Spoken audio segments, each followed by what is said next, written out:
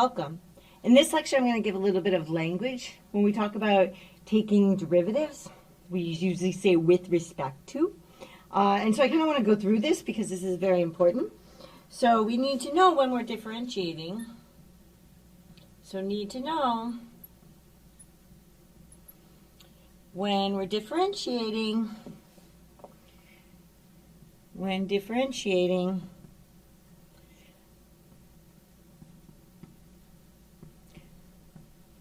what we're differentiating with respect to. So what we're differentiating, and then this is kind of the kind of new terminology, which is we say with respect to.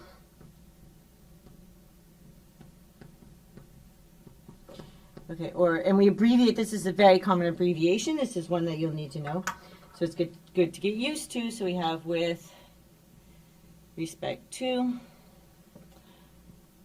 WRT. Okay, and so what is that? So i.e. we're looking at,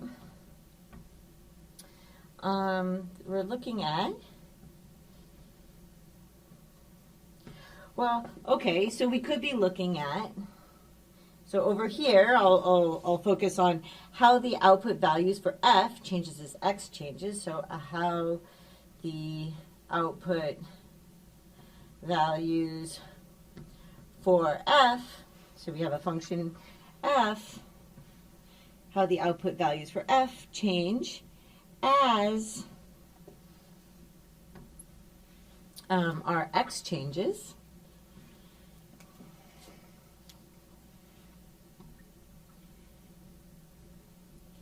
Okay, so let's kind of look at an example here. So if I had a function which was like, so let's say I had the function where I had f of x is going to equal 3x squared plus 1. Okay, then what would I write? So for the derivative, I would write, so I'd write dx. If I'm differentiating, I would write this. So I'm taking a derivative with respect to x, or another way to write this. Oops, this is this f, so let's make that green because we have it green everywhere else. Another way to write that would be like df dx. Okay, for what we've seen kind of before. Oops, what's this x? Make sure we get the colors everywhere so you can kind of see what I mean, would be a way to write this for f prime of x. So this derivative. In all these circumstances, I'm taking the derivative of f with respect to x, right? So this tells me, so I know the rate of change with respect to x. So know the rate of change with respect to x.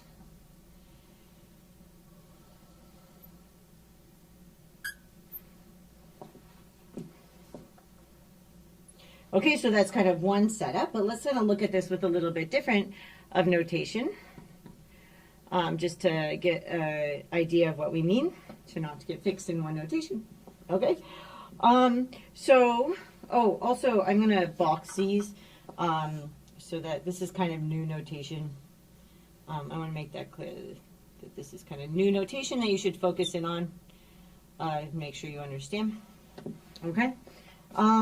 In this one, we're going to do, something here that's irritating my throat a little bit. Okay, so how the output values.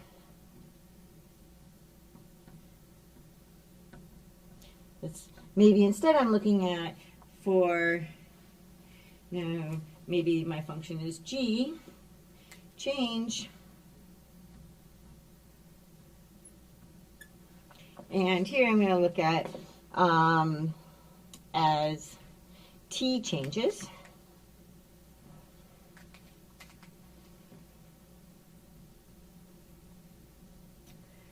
Okay, so let's look at an example.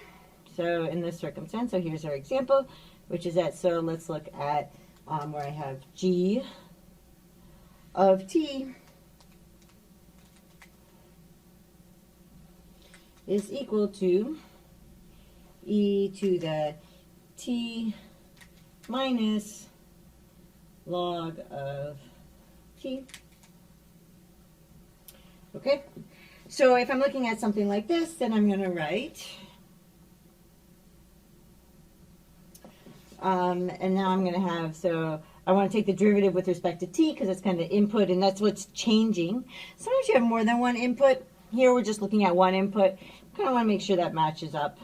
So I'm looking at how, oops, this should be orange.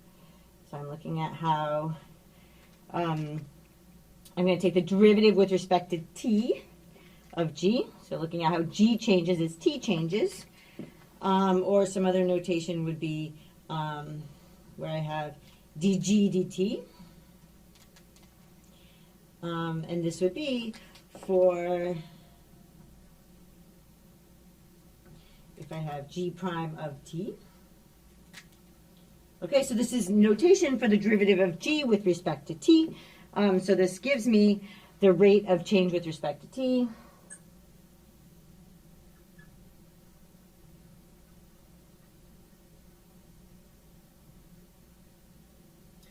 So the rate of change of g with respect to t. So how do the output values change as I change the input? Okay, so I want to give a little bit of a caution here, which I'll talk more about in other lectures. Okay, so here's kind of my caution, which is that, so when I'm writing df dx and dg dt, these are still functions.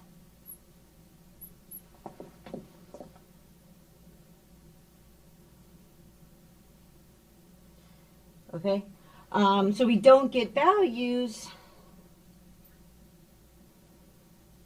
So we don't get values, right, for the slope or the rate of change. For the slope or rate of change.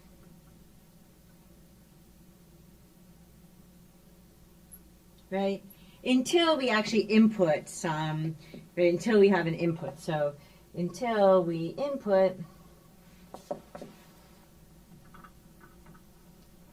some, right, x equals a or t equals a, right? So in this circumstance, right, this is a function.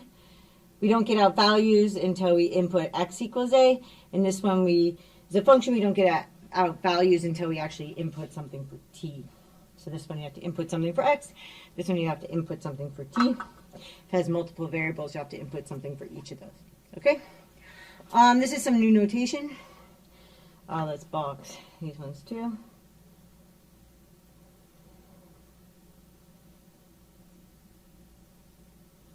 Okay, so this is just some new notation, and it's going to give us the derivative with respect to x or the derivative with respect to t. You want to be able to specify. You're looking at how your outputs change with respect to what. Here you're looking at how they change when you change x. Here you're looking at how they change when they change t. This is new notation to get used to. We're going to use it for differentiating. Okay, so hope that made some sense, and I'll see you in the next lecture.